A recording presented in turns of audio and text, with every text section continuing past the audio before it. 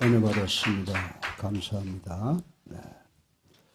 저는 우리 교회를 개척한 지 43년이 됩니다. 그런데 43년 동안 우리 교회 성도님들과 집사님들, 권사님들, 장로님들과 목사님들 등등의 관원상제를 집전한 적이 수없이 많이 있습니다. 그런데 부부들의 장례식을 치른 경험도 있습니다. 13년 전에 이봉희 권사님과 28년 전에 이 권사님의 남편 원창희 장군의 장례식을 집전을 했습니다. 이분들을 생각하면서 참으로 하나님께서 맺어주신 깊은 관계다라고 생각을 하고, 또 그것을 생각하면서 여러분들과의 관계를 더욱더 감사하게 생각을 해보는 시간을 가졌습니다.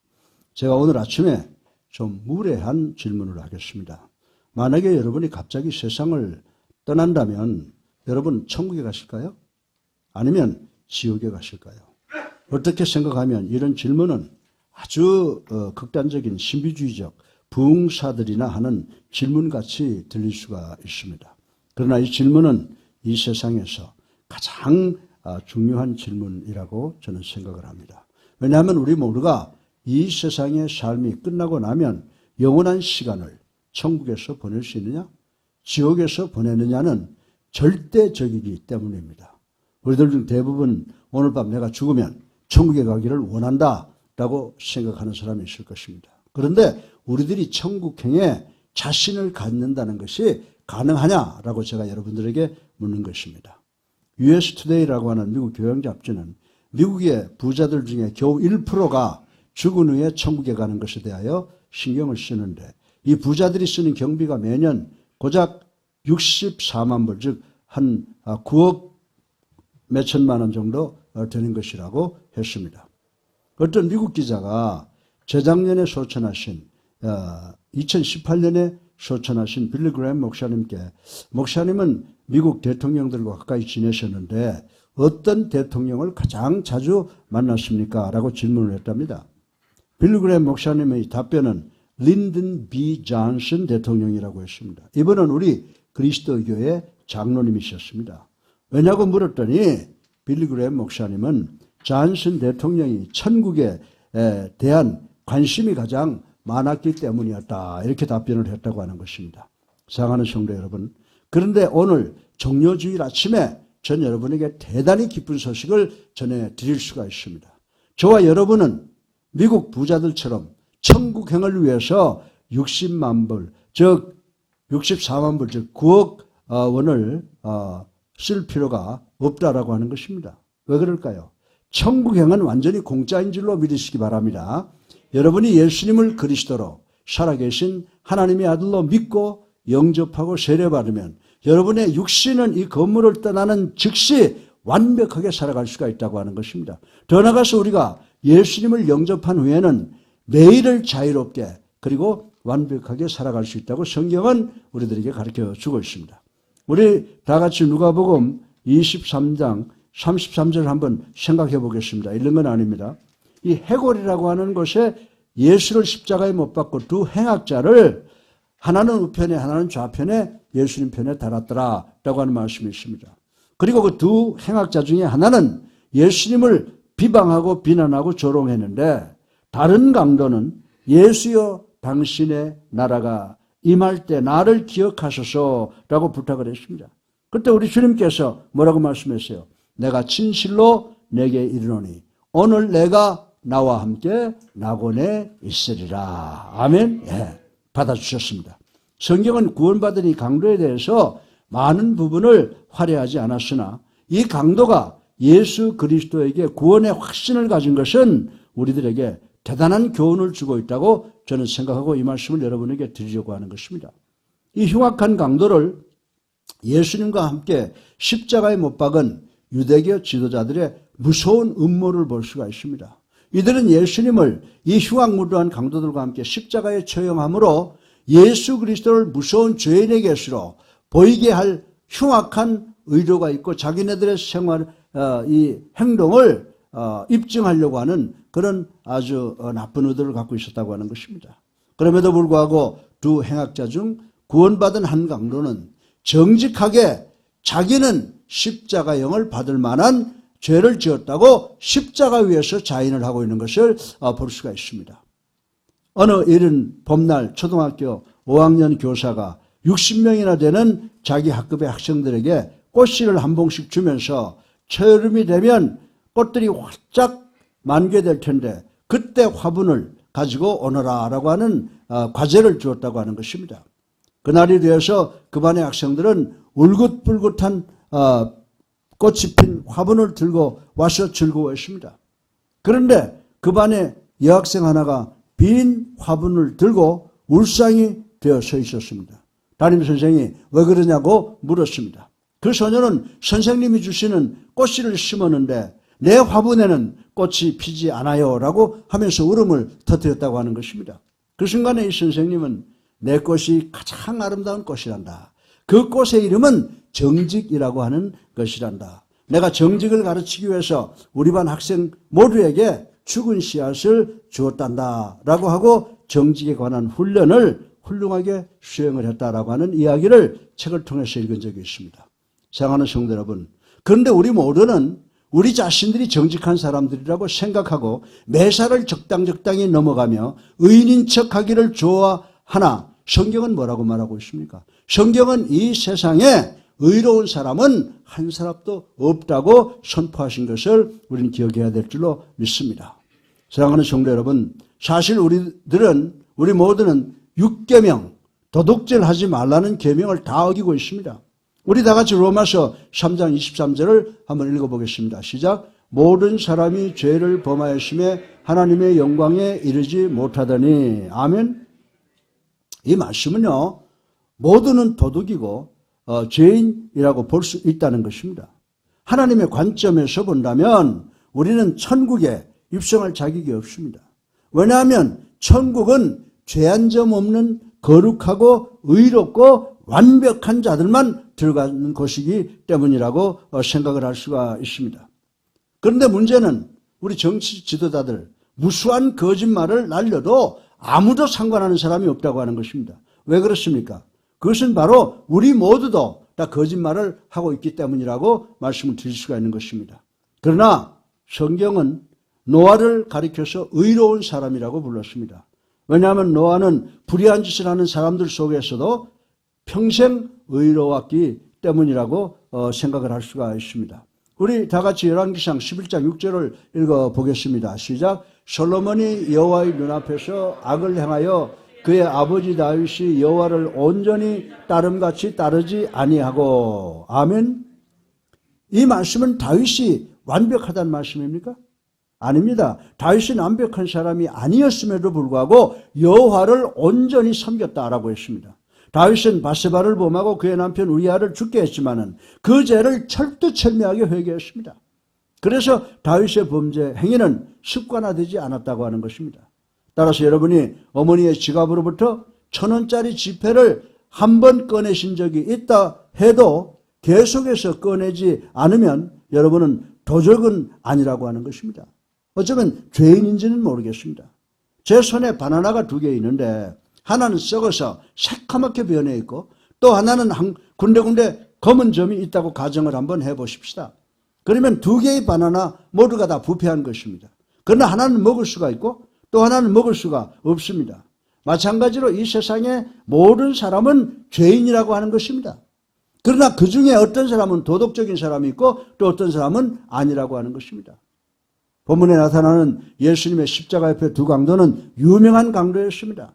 이 사람들은 자신이 저지른 죄로 인해서 사형 선고를 받았습니다. 예수님과 똑같은 고통을 당하고 죽음을 기다리고 있습니다. 만약에 여러분 중에 몸이 아파서 병원에 입원을 하면 제일 먼저 구역장 되시는 권사님들과 또 교구장 되시는 장로님과 부목사님의 신방을 받게 될 것으로 생각을 합니다. 그러나 저는 심각한 병에 걸린 사람만을 신방하는 경향이 있습니다. 그렇다고 제 말을 오해하지는 마시기 바랍니다. 전 여러분이 제 신방을 받을 만큼 심각하게 아프기를 원치 않아서 여러분 모두를 기도하고 있다는 것을 기억하시기를 주님의 이름으로 부탁을 드립니다. 어쨌든 우리 주변에 몸이 아픈 사람, 직장에 문제가 있는 사람, 사업에 문제가 있는 사람, 가정에 우환이 있는 사람, 그리고 코로나19로 인해서 주변으로부터 격리당하는 경우를 당한 사람들 등등이 있을 것입니다.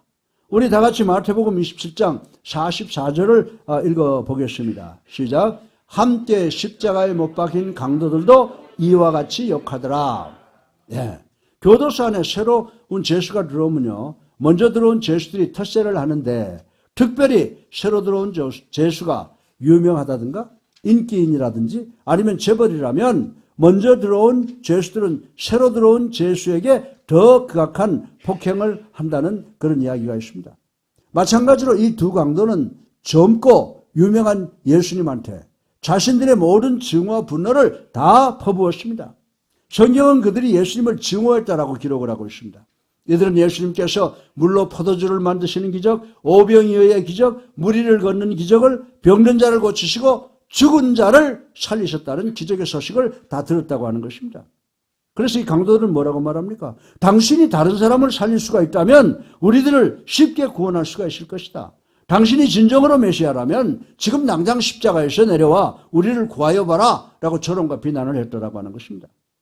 우리들은 일반적으로 사람이 고통을 당하면 대부분의 사람들은 세상 삶에 대하여 긍정적이 되고 선해진다고 생각을 합니다. 그러나 어떤 경우에는요, 고통은 고통당하는 사람들을 더욱 삐뚤어지게 하고 더 증오를 느끼게 하고 더 난폭해져서 주변 사람들과의 관계를 원치 않는 경우도 있다는 사실을 우리는 알아야 된다고 하는 것입니다. 고통당하는 사람들은 나는 어릴 때부터 가난과 질병으로 시달려와서 나에게 교회 같은 거에 대해서는 말하지 마시오. 하나님이 계시다면 젊은 나에게 어떻게 이렇게 할 수가 있어? 나는 결혼하기 위해서 시집 장가가기 위해서 수년을 기도했는데 아직도 나는 노총각입니다. 아직도 나는 노처녀의 신세를 못 면하고 있습니다. 내가 세례받고 난 후에도 나에게 되는 일이 없어 라고 불평하는 사람들이 많이 있다라고 하는 것입니다. 성경의 의인 욥도 갑작스러운 사고로 자녀를 잃었고 순식간에 모든 재산과 건강과 친구와 아내까지도 다 잃어버렸습니다. 그래서 욥도 욥기 7장 11절 하반절에 내 마음의 괴로움 때문에 불평하리이다 라고 절규한 사건이 있는 것을 우리 읽어볼 수 있다고 하는 것입니다. 어느 여자가 너무 고생하다가 하나님이 계시다고 하면 왜 이런 일이라고 생각을 하고 하나님께 대단히 분노했습니다. 그래서 그 여인은 하늘을 바라보면서 하나님, 당신이 당신의 친구에게 이런 대우를 하면 당신이 친구가 없는 것은 당연한 일이요 라고 투정을 했다고 하는 재미있는 이야기가 있습니다. 사랑하는 성도 여러분, 오랫동안 극단적인 고통 속에 있게 되면 우리의 생각이 뒤틀릴 때가 있다고 하는 것입니다. 그러나 이 두 강도 중에 한 강도는 십자가에 달려 놀라운 고통을 당하고 있었음에도 불구하고 마음이 비뚤어져 예수 그리스도를 저주했습니다. 그러나 그리스도께서 그에게 반격하지도 나무라지도 않으셨습니다. 왠지 아십니까? 예수님께서 사람들이 고난 속에 있으면 때때로 분노하고 증오할 수 있다고 하는 것을 아셨기 때문입니다. 어쩌면 여러분도 현재 상처를 입고 실망하고 좌절하고 계신지 모르겠습니다. 여러분들은 하나님께서 여러분의 입장을 이해하지 못하신다고 생각을 하십니까? 그러면 십자가를 바라보시기를 바랍니다. 십자가 위에 예수 그리스도께서 당하신 영적, 정신적 스트레스 그리고 육체적 고통은 여러분이 당하는 것과는 비교도 안 되게 더 크고 무서운 것이라고 하는 것입니다. 우리 다 같이 히브리서 4장 15절을 읽어보겠습니다. 시작. 우리에게 있는 대제사장은 우리의 연약함을 동정하지 못하실 리가 아니요 모든 일에 우리와 똑같이 시험을 받으신 이로되 죄는 없으시니라. 아멘. 그런데 이 두 사람의 강도 중에 한 사람이 회개하는 놀라운 사건이 십자가 주변에서 일어났다라고 하는 것입니다. 그러면 예수님에 대하여 이 사람의 생각이 변화가 된 동기가 뭐냐라고 하는 것입니다. 네, 오직 한 가지 이유밖에 없다고 저는 생각합니다. 이 강도는 3시간 동안 예수 그리스도의 그 십자가의 고난을 직접 목격을 했습니다. 그 결과 예수님은 이분은 보통 이 강도는 이분은 보통뿐이 아니라고 하는 것을 깨닫게 되었습니다. 오래전에 이승만, 박정희, 김대중, 김영삼 대통령 그리고 이병철, 정주영 회장께서 돌아가셨을 때 우리들은 그분들의 죽음을 놓고 좋다 나쁘다 왈가왈부했습니다. 그러나 회개한 이 강도는 예수 그리스도를 바라보다가 당신의 얼굴에 침을 뱉고 조롱해도 또 자기의 머리에 가시관을 씌우고 손과 발에 대못을 받고 그리고 옆구리를 창으로 찌르는 자기의 원수들을 용서해달라고 기도하는 모습과 그 태도에 큰 감동을 받았을 것이라고 믿을 수가 있는 것입니다. 오늘 설교 본론의 첫째로 이 강도는 하나님의 권위를 두려워하였음을 생각해 보겠습니다. 이 강도는 자기 동료가 예수 그리스도께 욕하고 저주하는 것을 보고 이렇게 말했습니다. 우리 다 같이 41절을 함께 읽어보겠습니다. 시작. 우리는 우리가 행한 일에 상당한 보응을 받는 것이니 이에 당연하거니와 이 사람이 행한 것은 옳지 않은 것이 없나니 하고. 아멘. 이 말씀의 의미는 이제 죽어가는 우리가 어쩌면 살아날 수 있는 기회가 있는지도 모르는데 하나님을 저주한다는 것은 바보 천치와 같은 짓이 아니냐라고 자기 친구를 꾸짖는 것입니다. 제 친구 하나가 죽어가는 어머니의 머리맡에서 앉아서 어머님 예수 믿으세요 라고 눈물로 호소를 했답니다. 그때 친구의 어머니는 야, 종교 문제는 개인적 문제다 라고 하고 마지막 기회를 넘기고 말았다고 하는 이야기를 들었습니다. 사랑하는 성도 여러분, 죽어가는 사람들은 어떤 것이라도 소망이 있다면 지푸라기를 잡을 것이라고 생각하십니까? 그렇지 않은 경우도 있다고 하는 것입니다. 성경은 주님을 경외하는 것, 즉 두려워하는 것은 지혜의 근본이라고 말씀하신 것을 우리는 읽어볼 수가 있습니다. 여러분들이 잘 아시는 Amazing Grace, 나 같은 죄인 살리신 찬송가 노랫말의 2절을 한번 보세요. 우리 같이 한번 불러볼까요? 큰 죄악에서 건지신 존의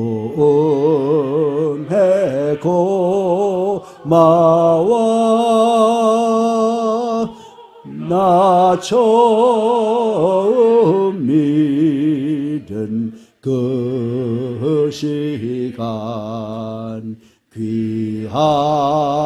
귀하고 귀하다. 아멘이죠? 그러므로 회개의 첫 단계는 뭐예요? 하나님을 두려워하는 것인 줄로 믿으시기 바랍니다. 여러분은 죽음을 정복할 수가 없습니다. 여러분은 여러분의 죄를 스스로 용서할 수가 없습니다.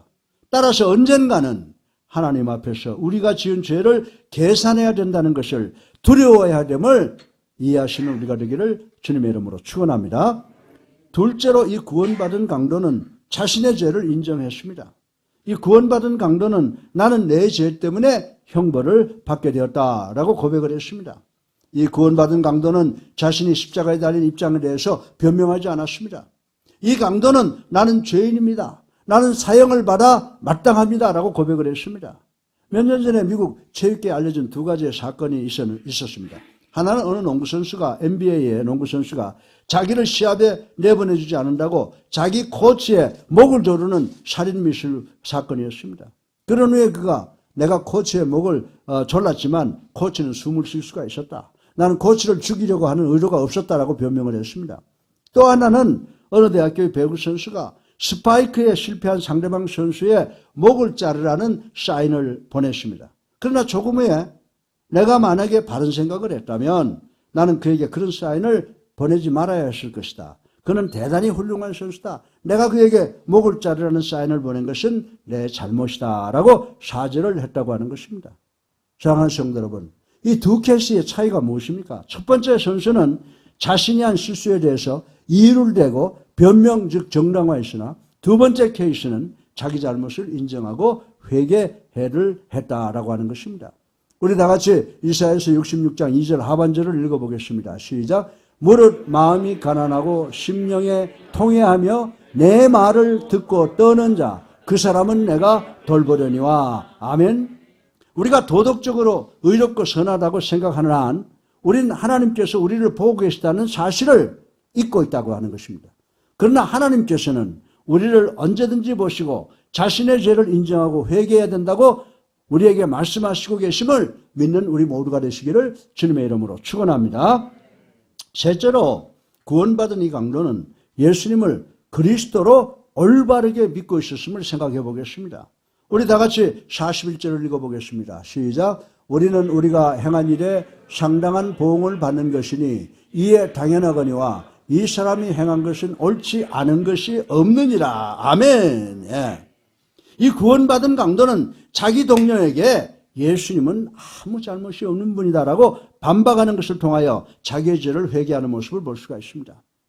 회개라는 헬라 단어는 메타노이아라고 합니다. 즉 마음이 변하는 것, 자기가 가던 방향을 바꾸는 것을 의미하는 것입니다.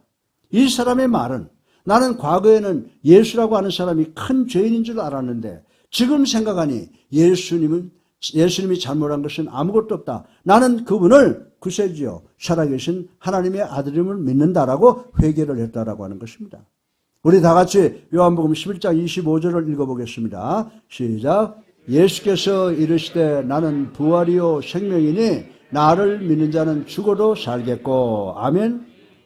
우리의 근본적 문제는요, 사는가 죽는가입니다. 따라서 우리 모두는 자신이 죄인인 것을 깨닫고 확실하게 인정하시고 주님의 손 꼭 붙잡는 우리가 되시기를 주님의 이름으로 축원합니다. 넷째로 마지막으로 구원받은 이 강도는 예수님을 겸손하게 믿었음을 생각해 보겠습니다. 우리 다 같이 42절을 한번 읽어보겠습니다. 시작. 이르되 예수여 당신의 나라에 임하실 때에 나를 기억하소서 하니. 아멘. 그러나 똑같은 시간에 반대로 흥미로운 것은 골고다에 모인 모든 유대인들은 예수님께 유대인의 왕이라고 그를 비난하고 조롱한 모습을 볼 수가 있습니다. 이 십자가에서 구원받은 강도는 예수님에게는 죽음이 마지막이 아니라는 것을 믿게 되었습니다. 이 사람은 예수님께서 당신의 왕국을 건설하실 것을 확실하게 믿었다라고 하는 것입니다. 그리고 다른 강도 앞에서 창피하지만 당신의 나라에 임하실 때 나를 기억해 주소서라고 간청을 했습니다. 따라서 진정한 회개는요, 그때나 오늘이나 내일이나 동일한 것인 줄로 믿으시기 바랍니다. 우리 다 같이 사도행전 3장 19절을 한번 읽어보겠습니다. 시작. 그러므로 너희가 회개하고 돌이켜 너희 죄 없이 함을 받으라. 이같이 하면 새롭게 되는 날이 주 앞으로부터 이를 것이요. 예, 이렇게 고백하는 것을 통해서 한 강도는 구원을 받는 사람이 되었다라고 하는 것입니다. 예수님께서 43절에 이 강도에게 응답하시기를 내가 진실로 내게 이르노니 오늘 내가 나와 함께 낙원에 있으리라. 아멘. 예, 이렇게 감사하게 그를 받아주셨습니다. 우리가 누구를 구했다라고 한다면 주로 어려움으로부터 고난으로부터 구했다고 합니다. 감사합니다. 당신은 나를 재정적 고난으로부터 질병으로부터 삶의 문제로부터 구해주셨습니다 라고 합니다. 그러나 이 강도는 우리가 영원히 되돌아올 수 없는 지옥으로 떨어지는 그 순간에 구원받아 천국에 입성했다는 사실을 우리는 기억해야 되는 줄로 믿으시기 바랍니다. 그래서 누가복음 12장 4절로 5절의 스토리를 보면은 여러분에게 일어날 수 있는 최악의 경우는 육신의 죽음이 아니라 영적 죽음이며 죽어 지옥에 영원히 거하게 하는 그 사탄의 권세라고 하는 것입니다. 이 권세는 세상을 불의로 통치하는 어둠의 권세, 그 죽음의 세력을 능가하는 것으로 우리들이 진정으로 두려워해야 하는 사탄의 권세라고 성경은 우리들에게 누누이 가르쳐주고 있습니다.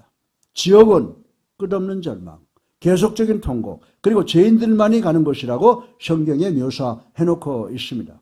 이 강도는 현재 지옥으로부터 한 발자의 거리에 있었으나 겸손하게 예수님을 구주로 살아계신 하나님의 아들로 믿는 믿음으로 바로 지옥의 입구에서 천국 안으로 구원받았다는 사실을 우리는 기억해야 되는 줄로 믿으시기를 주님의 이름으로 축원합니다. 구세주이신 우리 주님께서 오늘 내가 나와 함께 낙원에 있으리라 라고 응답하신 것을 우리는 기억을 해야 됩니다.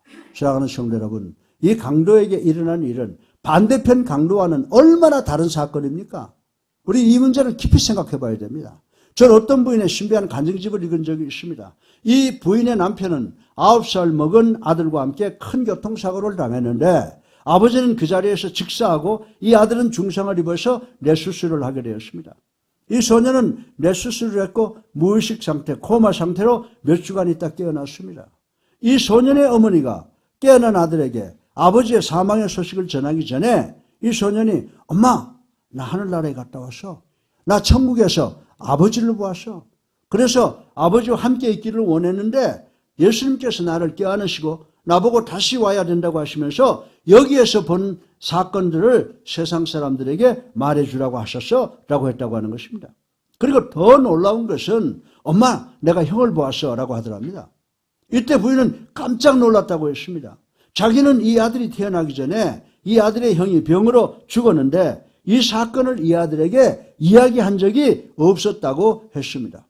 사랑하는 성도 여러분, 저는 이 사건을 우리 기독교적으로 어떻게 설명해야 되는지 알 수가 없습니다. 저한테 묻지 마세요. 질문하지 마세요. 그러나 사도 바울 선생이 답변하고 있어요. 사도 바울 선생이 고린도후서 12장 2절로 3절에 이렇게 설명하고 있습니다. 우리 다 같이 한번 읽어보겠습니다. 내가 그리스도 안에 있는 한 사람을 아노니 그는 14년 전에 셋째 하늘에 이끌려간 자라. 내가 이런 사람을 아노니 그가 몸 안에 있었는지 몸 밖에 있었는지 나는 모르거니와 하나님은 아시느니라. 아멘이죠? 네. 사랑하는 성도 여러분, 여러분이 죽는다고 해서 여러분의 삶이 끝나는 것이 아니라는 사실을 믿어야 되는 줄로 믿으시기 바랍니다.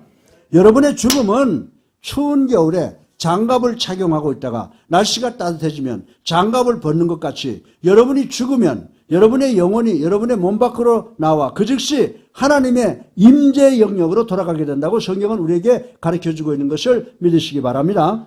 자, 우리 다 같이 고린도후서 5장 8절을 한번 읽어보겠습니다. 시작. 우리가 담대하여 원하는 바는 차라리 몸을 떠나 주와 함께 있는 그것이니라. 아멘. 네. 근데 문제는 이 땅에는 여러분의 죄를 머물게 할 잠정적인 장소가 없습니다. 예수 그리스도께서 갈보리 십자가 위에서 여러분의 모든 죄를 다 갚아주셨기 때문인 줄로 믿으시기 바랍니다. 그래서 여러분은 또 죄가 죽으면 그 즉시 하나님과 함께 거하게 된다라고 하는 것입니다. 이 강도는 그날 낙원에 들어가기로 했습니다. 그래서 그는 예수 그리스도의 은혜로 지옥 문턱에서 천국으로 구원을 받았습니다. 이 강도는 선한 행위, 즉 자신의 의로운 삶을 통해서 구원받은 것이 절대로 아닙니다. 이 사람은 더럽고 부정한 삶을 사는 사람입니다. 이 사람이 자신의 행위나 어떤 의식에 의해서 구원받는다면 이 사람은 자신의 구원을 위해서 손가락 하나 까딱할 수 없는 그런 사람이었습니다. 이 사람은 단순하게 예수를 자신의 구세주로 살아계신 하나님의 아들로 믿고 세례받는 것을 통해서 구원받은 줄로 믿으시기를 주님의 이름으로 축원합니다. 우리 다 같이 에베소서 2장 8절로 9절을 한번 읽어보겠습니다. 시작. 너희는 그의 은혜에 의하여 믿음으로 말미암아 구원을 받았으니 이것은 너에게 난 것이 아니요 하나님의 선물이라. 행위에서 난 것이 아니니 이는 누구든지 자랑 못하게 함이라. 아멘이죠? 예, 정말 아멘입니다. 사랑하는 성도 여러분, 우리에게는 영원히 갚을 수 없는 은혜가 있는 줄로 믿으시기 바랍니다. 제가 1969년에 단돈 7불을 들고 미국 유학을 갔을 때 미국의 밴더빌트의 조지 피바리 교육대학원에 입학을 목적으로 하고 있었으나 아내와 생계비를 마련하고 동시에 등록금을 마련한다고 하는 것은 불가능한 일이었습니다. 그때 저는 병아리 감별사로 돈 벌기 위해서 큰 꿈을 가지고 내시빌에 온 백인호라고 하는 동갑내기를 만나서 친구로 친하게 지내고 있었습니다. 하루는 대학 재정과에 가서 당시 한 학기 등록금이 얼마나 되는지 알아보겠다 생각하고 그 친구와 학교 재정과를 방문했습니다. 당시 한 학기 등록금은 280불이었습니다. 지금은 아무것도 하지만 그때는 굉장히 거금이었어요. 당시 제가 이 거금을 마련하려면 6개월은 먹지도 입지도 않고 모여야 한다고 생각하고 저축을 결심하고 돈 열심히 벌어서 내년 새 학기에 등록을 하겠다고 결심을 했습니다. 그런데 저녁 시간이 되어서 이 백인호라는 친구가 오더니 제 손에다가 밴더빌트 대학교 조지 피바리 교육대학원 한 학기 등록금 영수증을 지어주었습니다. 그리고 거기에 써있는데 no condition, 아무 조건이 없다는 거예요. 그냥 준다는 거예요. 저는 이 순간 이 친구의 우정에 눈물을 쏟고 감사를 했습니다. 그리고 이 친구의 은혜는 갚을 길이 없다라고 하는 것을 생각해 보았습니다. 이 친구의 도움으로 첫 학기 등록을 딱 하고 나니까 공부 열심히 해서 장학금도 받고 조교가 돼서 월급을 받아서 박사학위를 마치고 미국에서도 교수도 하고 미국 대표팀 감독도 하고 귀국해서 한양대학 교수로 올림픽위원회 사무총장으로 그리고 목사가 되어서 지금까지 이렇게 잘 살아오게 되었습니다.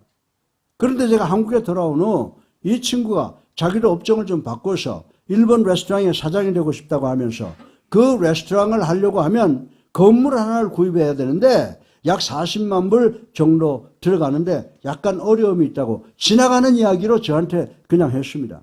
그때 저는 이 친구 지금 이 친구의 은혜를 갚을 때구나 라고 생각을 하고, 그리고 워싱턴 DC에 있는 미국 친구들한테 이야기하고 동원해서 그를 도와 그 친구로 하여금 건물을 구입하게 하고 근사한 일본 식당 사장이 되게 도와주었습니다.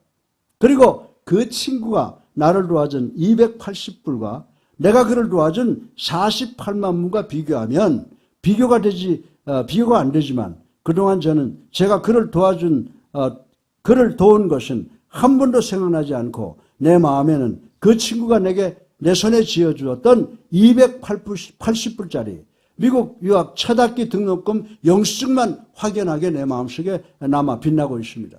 저는 지금까지 한 번도 이 병아리 감정사 내 친구 백인호의 그 놀라운 은혜를 내 머릿속에서 한 번도 잊어본 적이 없습니다. 사랑하는 성도 여러분, 이런 은혜가 돈으로 갚아진다고 생각하는 사람은요, 잘못돼도 크게 잘못된 것입니다. 은혜와 사랑은 영원히 갚을 수 없는 것인 줄로 믿으시기를 주님의 이름으로 축원합니다. 사랑하는 성도 여러분, 여러분의 자부심이 얼마나 대단한지 모르지만 여러분의 구원의 값은 갈보리 언덕 십자가에서 여러분과 나 같은 죄인을 위하여 당신의 목숨을 내어주신 하나님의 목숨, 다시 말해서 하나님이시자 완전한 인간이신 예수 그리스도의 그분의 생명이라고 하는 것을 기억하시는 우리 모두가 되시기를 주님의 이름으로 축원합니다. 이 은혜의 빚은 여러분의 재물이나 노력이나 행위로 갚을 수가 없습니다. 따라서 여러분은 구원받을 자격이 없습니다. 여러분은 10계명 중에 도둑질하지 말라는 6번째 계명 하나도 지키지 못했습니다. 따라서 우리가 할 수 있는 것은 우리의 알량한 자부심을 꿀꺽 삼키는 것입니다. 우리들의 것으로는 죄 값을 갚을 수 있는 재원이 없다는 것을 인정하고, 첫째로 예수 그리스도의 권위를 두려워하고, 두 번째로 우리 자신의 죄를 인정하고, 세 번째로 예수 그리스도만을 바르게 믿고, 그리고 넷째로 예수님을 구세주로 영접하고 세례받는 것임을 믿는 우리가 되기를 주님의 이름으로 축원합니다. 오늘 설교의 결론으로 우리가 우리의 믿음을 통하여 구원받을 수 있는 길은 오직 두 가지 길밖에 없음을 말씀을 드리겠습니다. 사랑하는 성도 여러분, 이 강도는 십자가 위에 못 박혀 있는 그 상태에서 자신의 믿음을 고백할 수 있는, 나타낼 수 있는 방법이 전혀 없었습니다.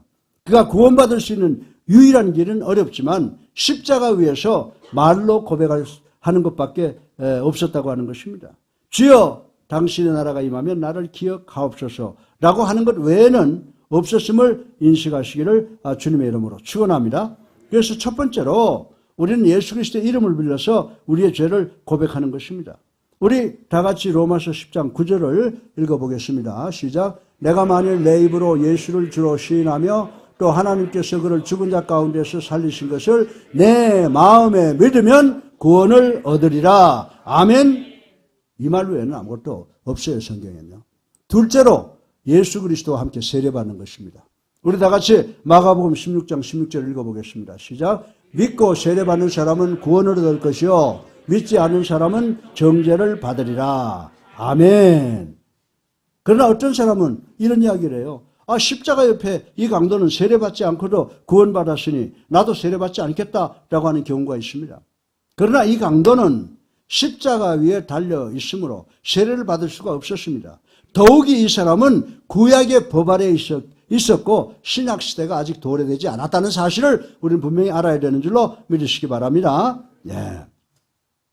사랑하는 성도 여러분, 이 강도의 예는 우리 구원을 위한 이상적인 모델이 되지를 못합니다. 왜냐하면 이 사람은 예수 그리스도를 믿는 것을 마지막 순간까지 미루어 왔기 때문입니다. 여러분이 예수 믿고 세례받는 것은 그것을 임종까지 연기한다면 여러분은 여러분의 전체 삶 속에 봉사와 헌신과 증거의 기쁨과 즐거움을 놓치게 된다라고 하는 것입니다. 더 나아가서는 죽는 순간까지 밀어놓다 보게 되면 구원까지 잃어버리게 된다는 것을 우리는 알아야 됩니다. 그러나 중요한 것은 여러분과 저는 언제 죽을지 모른다는 사실입니다. 여러분이 자는 순간에 하나님이 불러가시든지 갑작스러운 사고로 죽는다든지 병 중에 갑자기 떠나게 되면 여러분은 예수 그리스도의 이름을 부를 수가 없게 된다라고 하는 것입니다. 그러나 만약에 여러분이 예수 그리스도의 이름을 믿고 고백하면 천국에 갈 수 있다고 성경은 이야기를 해주고 있습니다. 요한복음 6장 30절 하반절에 보면 내게 오는 자는 내가 결코 내쫓지 아니하리라. 아멘. 이 구원받은 강도는 그의 마지막 순간에 예수 그리스도를 만나기 직전까지는 흉악한 강도였으나 예수 그리스도를 만나고 예수님에 의해서 깨끗하게 되고 예수님에 의해서 받아들여졌으므로 구원을 받게 되었다라고 하는 것입니다. 만약 제가 오늘 밤에 죽어 주님 앞에 섰다면 우리 주님께서 저에게 야 너는 뭘 가지고 나한테 오느냐? 너는 왜 천국에 들어오기를 원하느냐라고 물으실 것입니다. 그러면 나는 하나님 전 어려서부터 11조를 했기 때문입니다. 나는 일주일에 5번씩 설교했기 때문입니다. 그리고 나는 죄를 지은 적이 없습니다라고 하지 않을 것입니다. 주님 저는 제 손에 아무것도 가지고 온 것이 없습니다. 저는 죄인입니다. 저는 단지 예수 그리스도의 보혈의 권능을 붙잡고 예수님을 나의 구주로 살아계신 하나님의 아들로 믿고 여기까지 왔습니다라고 고백할 것입니다. 그러면 우리 주님께서 저에게 오늘 내가 나와 함께 낙원에 있을 것이다 라고 받아줄 것을 저는 확실히 믿습니다. 왜냐하면 이 약속은 우리 주님께서 십자가 위에서 이 약속을 하셨기 때문입니다. 이제 우리 다 같이 요한복음 3장 16절을 읽어보겠습니다. 시작. 하나님이 세상을 이처럼 사랑하사 독생자를 주셨으니 이는 그를 믿는 자마다 멸망하지 않고 영생을 얻게 하려 하심이니라. 아멘. 오늘 정요주일 아침에 이 말씀을 확실하게 믿고 의지하심으로 이 어렵고 고통스러운 현실 삶 속에서 그리고 두려운 코로나19 상황을 물리치고 천국에 입성할 수 있는 우리 예수님께 성도님들 되시기를 주님의 이름으로 축원합니다.